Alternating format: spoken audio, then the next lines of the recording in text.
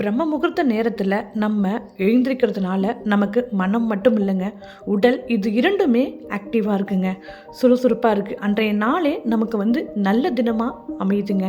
அது மட்டும் இல்லைங்க, இந்த பொன்னான நேரத்தில் நம்ம என்ன நினச்சி இந்த பூஜையை பண்ணுறோமோ 100% நமக்கு அது நடந்துருங்க. இந்த பிரம்ம முகூர்த்த நேரத்துக்குன்னு எந்தவித தோஷமுமே கிடையாதுங்க.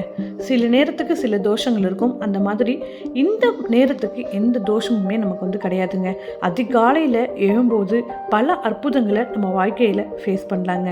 இந்த வீடியோவில் நாம் பிரம்ம முகூர்த்த பூஜையை எந்த நாளில் ஆரம்பிக்கலாம், எந்த டைமில் இந்த பிரம்ம முகூர்த்த விளக்கை நம்ம ஏற்றணும், எத்தனை நாள் இந்த விளக்கை நம்ம ஏற்றலாம், இது கூடவே பிரம்ம முகூர்த்த நேரத்தில் என்னென்னலாம் செய்யணும், என்னென்னலாம் செய்யக்கூடாது, அதை பற்றின வீடியோ தாங்க இது. நான் உங்கள் Saranya. Welcome to AK Talks. வீடியோக்குள்ளே போகிறதுக்கு முன்னால் நம்ம சேனலை சப்ஸ்கிரைப் பண்ணிக்கோங்க. அப்போ தான் நான் போடுற வீடியோஸ் உங்களுக்கு நோட்டிஃபிகேஷன் தான் வரும். முதல்ல பிரம்ம முகூர்த்த நேரம்னா எத்தனை மணி? 3:30 மணிலேருந்து 5:30 மணி முடிக்குங்க இதோடைய கணக்கு. நான் 3 மணிக்கு அன்றைக்கி எழுந்திரிச்சேன். முதல் நாளே வீடெல்லாம் ஃபுல்லாக க்ளீன் பண்ணிட்டேங்க.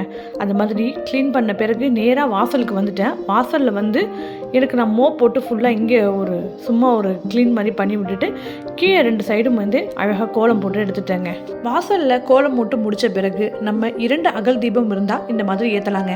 ஏற்றிட்டு வாசலில் வாசனைக்காக ஏதாவது ஊதுபத்தி, அப்படி இல்லைன்னா ஏதாவது சாம்பிராணி பக்கத்தில் ஏற்றி வச்சா இன்னும் நறுமணம் நல்லா இருக்குங்க. இந்த பூஜையை நம்ம எங்கே பண்ணலாம்னா பூஜை அறையில் பண்ணலாங்க. அப்படி இல்லைன்னா நமக்கு எங்கே கம்ஃபர்டபுளாக இருக்கோ அங்கே இந்த பூஜையை நம்ம பண்ணலாங்க. ஆனால் பூஜை ரூமில் நம்ம ஒரே ஒரு தீபமாவது இந்த பூஜை ரூமில் ஏற்றிருக்கணுங்க. நான் இந்த பூஜை எங்கே பண்ணேன்னா எனக்கு பூஜை ரூம் கம்ஃபர்டபுளாக இல்லை.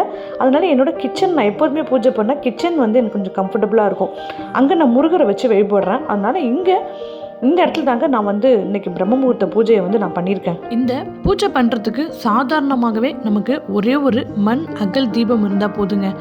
ஆனால் நான் 5 அகல் தீபம் எடுத்து இந்த பிரம்ம முகூர்த்த பூஜைக்காக முந்தின நாளே அந்த அகல் தீபம்லாம் ஃபுல்லாக க்ளீன் பண்ணி வச்சுட்டேன். காலைல எழுந்திரிச்சு நம்ம பொட்டு மட்டும் வச்சுக்கலாம் அப்படின்னு சொல்லிட்டு மஞ்சள், சந்தனம், ஜவ்வாது, பன்னீர் இதெல்லாம் மிக்ஸ் பண்ணி தாங்க பொட்டு வைக்கலாம். ஏன்னா அது வாசனையாகவும் இருக்கும். இன்னொன்று நம்ம பூஜை பண்ணுறப்ப அந்த ஸ்மெல்லானது இன்னும் நம்ம மைண்டை பீஸ் ஆகுங்க. இந்த பூஜை பண்ணுறதுக்கு நமக்கு எந்தவித விரதமும் இருக்கணும் கூட அவசியம் இல்லைங்க. உடல் சுத்தமாக இருந்தால் போதுங்க. அன்றைக்கி குளிக்கணும் கூட நமக்கு அவசியம் இல்லை. உடல் முடிஞ்சால் நம்ம குளிக்கலாம். அப்படி இல்லைன்னா சும்மா முகம், கை, கால் மட்டும் கழுவிட்டு இந்த பூஜையை ஆரம்பிக்கலாங்க. ஆனால் உடல் நமக்கு சுத்தமாக இருக்கணுங்க. இந்த பூஜையை நம்ம எந்த நாளில் ஆரம்பிக்கலாம்னா, என்னை பொறுத்த வரைக்கும் எந்த நாளில் வேணால் நம்ம ஆரம்பிக்கலாங்க. திங்கட்கிழமையில் ஆரம்பிக்கலாம், வெள்ளிக்கிழமையில் ஆரம்பிக்கலாம், அது மாதிரி புதன்கிழமையில் ஆரம்பிக்கலாம், எந்த கிழமையில் வேணால் ஆரம்பிக்கலாம். இதுக்குன்னு தனியாக கிழமையெல்லாம் ஒன்றும் கிடையாதுங்க. ஆனால் டைம் தான் இந்த 3 மணி 5:30 மணி, 3 to 5:30 மணின்னு சொல்லுவாங்க. அதான் 5:30 மணிக்குள்ளே நம்ம இந்த பிரம்ம முகூர்த்த விளக்கெல்லாம் ஏற்றி பூஜை பண்ணி இருந்துருக்கணுங்க. பூஜை ரூமில் எப்போதும் போல் நான் விளக்கு ஏற்றிட்டேங்க. ஆனால் பூஜை ரூமில் இல்லாமல் நான் பிரம்ம முகூர்த்த பூஜையை இப்போ கிச்சனில் பண்ணுறதுனால கிச்சனில் எப்போதுமே தனியாக முருகருக்குன்னு ஒரு விளக்கு ஒன்று நான் ஏற்றுவேங்க. தனியாக ஒரு முருகருக்குன்னு ஒரு விளக்கு ஏற்றுவேன். அந்த விளக்கை ஏற்றின பிறகு பிரம்ம முகூர்த்த விளக்கு இந்த 5 மண் அகல் விளக்கு தாங்க. இந்த 5 விளக்கு நம்ம எதற்காக ஏற்றுறோம்னா பஞ்சபூதங்களை நினைவு கூறுற வகையில் இந்த 5 தீபங்கள் நம்ம ஏற்றுறோங்க. என்ன பிரசாதமாக வைக்கலாம்னா நம்ம என்ன வேணால் பிரசாதமாக வைக்கலாங்க. நம்ம கிட்ட என்ன இருக்கோ அதை நம்ம பிரசாதமாக வைக்கலாம். ஆப்பிள் வைக்கலாம், நெல்லிக்காய் வைக்கலாம். நான் அன்றைக்கி ஆப்பிள், நெல்லிக்காய் தாங்க வச்சுருந்தேன். பூஜை ரூம்லேயே அந்த மாதிரி ஒரு செட்டு வச்சுருந்தேன். இங்கே இந்த மாதிரி பூஜை பண்ணுறதுனால இங்கே ஒரு செட்டு வச்சுருக்கேங்க. நம்ம எந்த இடத்துல பூஜை பண்ணுறோமோ அந்த இடத்த முந்தைய நாளே ஃபுல்லாக க்ளீன் பண்ணி விட்டுட்டு அந்த இடத்துல நம்ம பூஜை ஆரம்பிக்கிறது ரொம்ப நல்லதுங்க. கூட ஜவ்வாது இருந்துச்சுன்னா ஜவ்வாதை தண்ணியில் மிக்ஸ் பண்ணி நம்ம அந்த பூஜை பண்ணுற இடத்த க்ளீன் பண்ணலாங்க. அப்படி க்ளீன் பண்ணுறப்ப நல்ல வாசனையாக இருக்கும். பூஜை பண்ணுறப்பையும் நல்ல ஒரு நறுமணத்தோட பூஜை பண்ணுறப்ப நமக்கு மைண்டும் அவ்வளோ ஒரு ரிலாக்ஸாக இருக்குங்க. நம்ம அந்த மைண்ட் செட்டு மெயின் இந்த பிரம்ம முகூர்த்த விளக்கை நம்ம ஏற்றுறப்ப நம்ம மைண்ட் செட் பாசிட்டிவாக இருக்கணுங்க. நம்ம என்ன நினச்சி இந்த தீபத்தை நம்ம ஏற்றுறோமோ அது மேலேயே நம்ம கவனத்தை செலுத்தணுங்க. அதான் நம்ம மனம் அலைப்பாய விடக்கூடாது. அந்த நேரத்தில் நமக்கு என்ன வேணுமோ, நமக்கு என்ன தேவையோ அதை நம்ம வந்து விளக்கேற்றி வச்சுட்டு அந்த இறைவன்கிட்ட கேட்கலாங்க. முந்தைய நாள் நைட்டே வந்து வீடை ஃபுல்லாக க்ளீன் பண்ணி வச்சுட்டேங்க. அப்போ தான் எனக்கு ஈஸியாக இருக்கும். காலையில் எழுந்திரிச்சு நம்ம வந்து வீடு க்ளீன் பண்ணணும்னா க்ளீனிங் ஒர்க்கை பார்த்தா நம்ம பூஜை பண்ண முடியாதுங்க. அதனால் முதல் நாள் நைட்டே நம்ம வந்து க்ளீனிங் வேலையை பார்த்துட்டா காலையில் எழுந்துச்சி அந்த பூ போட்டுட்டு நம்ம விளக்கேற்றதுக்கு கரெக்டாக இருக்குங்க. இதுக்குன்னு தனியாக எந்த விரதமும் கிடையாது, தனியாக எந்த ப்ராசஸுமே கிடையாதுங்க. இதுக்குன்னு என்ன எப்போதும் நம்ம பூஜை பண்ணுற மாதிரி ஃபுல்லாக க்ளீன் பண்ணிவிட்டு விளக்கேற்றி வைக்கணும். அந்த 5 தீபம் ஏற்றணுங்க. ஆனால் ஏற்றிட்டு பிரசாதம் என்ன இருந்தாலும் பரவாயில்ல ஏற்றி வச்சுட்டு நம்ம கோரிக்கை வந்து நம்ம முன்னிறுத்தி இந்த பூஜையை வந்து நம்ம வந்து ஆரம்பிக்கலாங்க. எத்தனை நாள் இந்த பூஜையை பண்ணலான்னா, சில பேர் 9 நாள் பண்ணுவாங்க, சில பேர் 21 நாள் பண்ணுவாங்க, சில பேர் ஒரு மண்டலம் 48 நாள் இந்த பூஜையை பண்ணுவாங்க. நம்மளுக்கு எது வந்து சௌகரியமாக இருக்கோ அதை வந்து நம்ம வந்து ஃபாலோ பண்ணலாங்க. இந்த பூஜையில் மெயின் என்னென்னா, பூஜை முடிஞ்ச பிறகு நம்ம தூங்கக்கூடாது. தூக்கம் வந்து அப்படியே நமக்கு ரொம்ப டயர்டாக இருந்தாலும் நம்ம மதிய வேளையில் வந்து அந்த தூக்கத்தை வச்சுக்கலாங்க. ஆனால் காலையில் பூஜை முடித்த பிறகு நம்ம வந்து தூங்க ஆரம்பித்தா நமக்கு வந்து பயனளிக்காதுங்க. வீட்டில் உள்ளவங்க அந்த பூஜை பண்ணுற டைமில் தூங்கினா பரவாயில்லைங்க, அவங்க வேணால் ஒரு ரூமில் தூங்கலாம். ஆனால் நம்ம பூஜை பண்ணுற இடத்துல தூங்கக்கூடாதுங்க.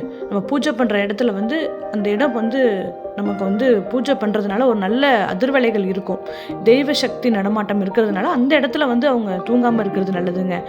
தனியாக ரூமில் தூங்கலாம், இல்லை வேறு இடத்துல தூங்குறப்ப நம்ம இந்த பூஜையை வந்து இந்த இடத்துல வந்து ஆரம்பிக்கலாங்க. அப்புறம் இந்த பூஜை பண்ணுறப்ப நம்ம எந்த மாதிரி பாடல்கள் கேட்டால் நமக்கு நல்லதுன்னா, கனகதார ஸ்தோத்திரம் இருக்குங்க. அதை வந்து கேட்கறதுனால நமக்கு வந்து அன்றைக்கி பிரம்ம முகூர்த்த டைமில் அதுவும் கேட்கறதுனால நல்ல எஃபெக்ட் இருக்கும். ஆனால் சிவனோட மந்த்ராஸ் நிறைய கேட்கலாம். இந்த மாதிரி பிரம்ம முகூர்த்தத்துக்குன்னே நிறைய மந்த்ராஸ் கூட இருக்குங்க. அந்த மந்திரத்தை கேட்டுக்கிட்டு கூட நம்ம வந்து பூஜை ஆரம்பிக்கலாம். அப்படி சொல்லிகிட்டே கூட நம்ம வந்து பூஜையை வந்து ஆரம்பிக்கலாங்க. நிறைய பேருக்கு நிறைய டவுட் இருக்குங்க. அதாவது பூஜை முடிஞ்ச பிறகு நம்ம வந்து நான்வெஜ் எடுத்துக்கலாமா அப்படின்னு சொல்லிட்டு நிறைய பேருக்கு டவுட் இருக்கும். தாராளமாக நம்ம வந்து நான்வெஜ் சாப்பிட்லாங்க. இப்போ இந்த பூஜையே வந்து நான் ஞாயிற்றுக்கிழமை தான் பண்ணினேன். இது வந்து 2 நாள் நான் இந்த பூஜையை பண்ணேன். முதல் நாள் வந்து வீடியோவாக போட்டுருவோம், அடுத்த நாள் வந்து நம்ம ஷார்ட்ஸில் வேணால் போடலாம் அப்படின்னு சொல்லிட்டு சரி அடுத்த ஷார்ட்ஸில் போட்டுடலாம் அப்படின்னு சொல்லிட்டு எடுத்ததுங்க. இப்போ திங்கட்கிழமை இந்த பூஜையை நம்ம வந்து செய்கிற மாதிரி இருந்தோம்னா, அன்றைக்கி வந்து வீடெல்லாம் ஃபுல்லாக வந்து ஞாயிற்றுக்கிழமை நைட்டே வந்து வீடை ஃபுல்லாக க்ளீன் பண்ணிட்டு காலைல திங்கட்கிழமை அன்றைக்கி எழுந்திரிச்சு மறுபடியும் நம்ம வந்து 2வது நாள் பூஜையை வந்து ஆரம்பிக்கலாங்க. இது மாதிரி நைட்டே வந்து ஃபுல்லாக நம்ம வந்து க்ளீன் பண்ணி வச்சுட்டு காலையில் வந்து எழுந்திரிச்சு குளிச்சுட்டு பூஜையை வந்து நம்ம வந்து ஆரம்பிக்கலாம். இந்த பிரம்ம முகூர்த்த நேரங்கிறது 30 தேவர்களும் பூமிக்கு வரதா ஒரு ஐதீகங்க. இந்த நேரத்தில் அந்த 30 தேவர்களும் பூமிக்கு வரதுனால நம்ம என்ன அதிர்வலையை நம்ம என்ன விஷயம் கேட்டு இந்த பூஜையை பண்ணுறோமோ அவங்களுடைய ஆசீர்வாதமும் நமக்கு வந்து கிடைக்கிறதா சொல்கிறாங்கங்க. அது மட்டும் இல்லைங்க, இந்த நேரத்தில் நம்ம கண் விழிக்கிறதுனால ஒரு நல்ல ஆற்றலை நமக்குள்ளே பதிய வைக்கலாங்க. நம்ம என்ன விஷயம் கேட்டு இந்த பூஜையை பண்ணுறோமோ திருப்ப இந்த பூஜையை நம்ம ஒரு விஷயத்தை கேட்டு பண்ணுறப்ப அந்த விஷயமானது நம்ம மைண்டில் வந்து பதிவாயிடுதுங்க. அதனால் நமக்கு வந்து ஒரு சிறந்த ஆற்றலை பெறக்கூடிய நேரம்னா இந்த பிரம்ம முகூர்த்த நேரம் தாங்க. இது வரைக்குமே இந்த வீடியோவில் பிரம்ம முகூர்த்த பூஜையை எப்படிலாம் பண்ணலான்ட்டு பார்த்தோம். ஒன்றும் இல்லை, சிம்பிள் வந்து அந்த 5 மண் அகல் விளக்கு இருந்தால் போதுங்க. வேறு எப்போதும் நம்ம பண்ணுற பூஜை மாதிரி தான் பண்ணணும். இதுக்குன்னு ஸ்பெஷலாக எதுவும் கிடையாது. ஆனால் கண் விழிக்கணும், அன்றைக்கி வந்து குளிக்கணும்னு கூட நமக்கு வந்து அவசியம் இல்லைங்க. இது வரைக்குமே இந்த வீடியோ பொறுமையாக பார்த்தவங்க எல்லாருக்குமே கோடி நன்றிகள். வீடியோ பிடிச்சிருந்துச்சுன்னா வீடியோக்கு ஒரு லைக் கொடுங்க அண்ட் சேனலையும் சப்ஸ்கிரைப் பண்ணுங்கள். தேங்க்யூ.